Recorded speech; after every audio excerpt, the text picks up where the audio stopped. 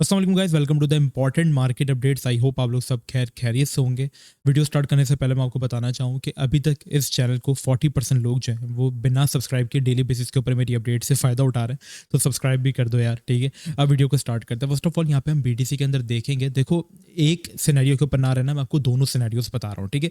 एक तो पहला सिनेरियो जो सबको नजर आ रहा है कि जी हाँ, बीटीसी ने असेंडिंग ट्रायंगल जो है वो फॉर्म किया, इसका ब्रेकआउट कर दिया। अभी हम देखेंगे तो ये जो हमारे पास एरिया था, जो कि हमारे पास एक स्ट्रॉन्ग रेजिस्टेंस बना हुआ था, जहाँ से हम बार बार घिर रहे होते थे, ठीक है। बार बार हमें यहाँ से रिजेक्शन मिल जाती थी। हमने क्या किया, इसके अबव अभी क्लोज किया और स्टे कर रहे हैं। लास्ट टाइम भी हमने इसके अबव क्लोज किया था, स्टे कर रहे थे, लेकिन हम यहाँ पे वापस से जो है वो घिर गए और यहाँ पे होल्ड नहीं कर पाए। लेकिन करंटली अगर हम बात करें तो क्लोज करने के बाद हम यहाँ पे स्टे करें और अच्छा होल्ड करें बीटीसी के अंदर, तो यहाँ पे आप इससे आइडिया लगाएं कि जो 37,800 37,600 वाला जो जोन है ना, ये बिटकॉइन के लिए एक बहुत ज्यादा इंपॉर्टेंट सपोर्ट इस वक्त जो है वो बना हुआ है, ठीक है। तो ये एरिया यहाँ पे आपके पास होल्ड होना चाहिए, ये तो आपको पता है, क्योंकि अगर ये एरिया गया तो बीटीसी की डोमिनेंस इस वक्त इतनी हाई है कि यहाँ पे बीटीसी 1-2% भी अगर गिरा तो ऑल्ट्स यहाँ पे बुरे तरीके से गिर जाएंगे और वहाँ पे रिकवरी में ये काफ़ी टाइम ले सकते हैं, ठीक है। एक तो सिनेरियो ये कि जो कि काफ़ी ज़्यादा लोगों को समझ रहा है, लेकिन एक सिनेरियो ये है कि जो कि मैं देख रहा हूँ इस वक्त कि बीटीसी के अंदर कहीं ना कहीं अगर आप थोड़ा सा गौर से करने देखेंगे तो आपको यहाँ पे एक राइजिंग वेज पैटर्न बनता हुआ भी फॉर्म होता हुआ नजर आएगा।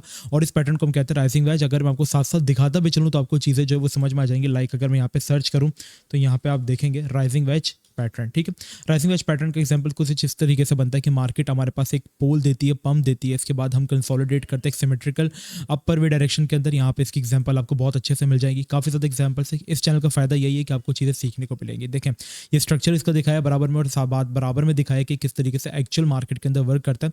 और आप लोगों की और ज़्यादा समझ देने के लिए, ताकि आप लोगों को ईजिली समझ आ जाए, देखिए एक्जैक्टली इस तरीके से हमारे पास ये फॉर्म हो रहा है और यहाँ से हमारे पास सपोर्ट हो रही है ऊपर से वो, और अगर ब्रेक करता है तो यस वी कैन एक्सपेक्ट कि 35,000 से लेकर 33,000 तक ये घिर सकता है। और हिस्ट्री में इससे पहले बीटीसी के अंदर जब जब हमारे पास ये बना एक राइजिंग वेज पैटर्न, ठीक है, इसी तरीके से मार्केट अपना एक पोल बनाती थी, पंप होती थी इस चैनल के अंदर, यहाँ पे कंसोलिडेट करती थी। एग्जैक्ट पहले भी यही होता था कि पोल बनता था, चैनल में कंसोलिडेट करती थी और मार्केट घिर जाती थी। इससे पहले भी अगर आप बात करें ऐसा ही हुआ था और मार्केट घिर जाती थी, और इससे पहले भी आप बात करें ऐसा ही हुआ था और मार्केट घिर गई थी। तो ये तो हमारे पास समझ आता है कि हिस्ट्री हमारे पास इसकी अच्छी नहीं। दूसरी चीज़ जो है वो यहाँ पे बीटीसी के अंदर अगर मैं आपको दिखाता चलूँ, जो कि हमारे पास आरएसआई को कंपेयर करें अगर हम, तो यहाँ पे बीटीसी की जो आरएसआई है वो हम देख रहे हैं कि एक काइंड ऑफ अच्छे वे में मैनेज होना स्टार्ट हो गई है, ठीक है। लास्ट टाइम भी जब हम इस रीजन में थे, हम एक ओवरबॉट वाले रीजन की तरफ होते थे, लेकिन अभी करंटली हम देखेंगे तो यहाँ पे थोड़ा सा आरएसआई भी कूल डाउन हो रही है और कहीं ना कहीं छोटे मोटे ये बुलिश डाइवर्जेंस और बेयरिश डाइवर्जेंस जो है हमारे पास बना रही है 4 आवर्स के अंदर। लेकिन पैटर्न्स के ऊपर हम ज़्यादा रिलाई करेंगे, इतना ज़्यादा रिलाई हम अभी जो है वो इंडिकेटर्स के ऊपर नहीं करेंगे, क्योंकि इंडिकेटर जो है वो हमारे पास काफ़ी लैगिंग होते हैं।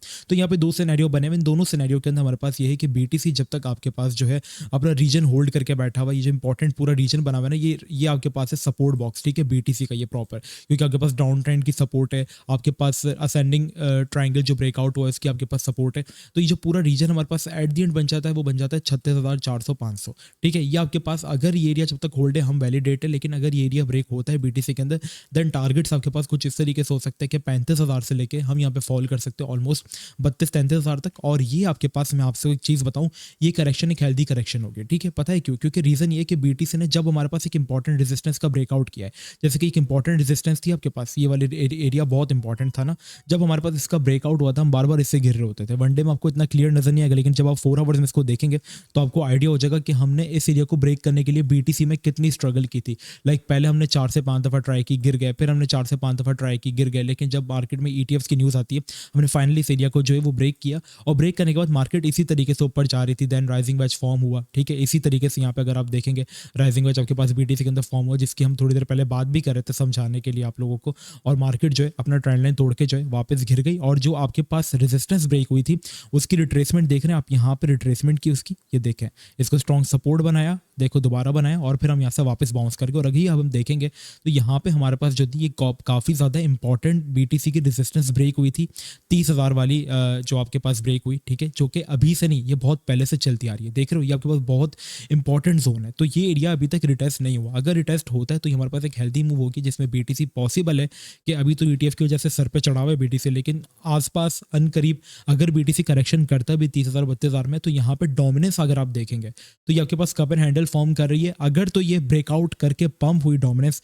और बीटीसी करेक्शन करता है तो ऑल्ट्स का बेड़ा गर्क होने वाला है। लिख के ले लो, ऑल्ट्स यहाँ पे जो है वो आपके पास 40 से 50% जो है वो गिर जाएंगे, ठीक है।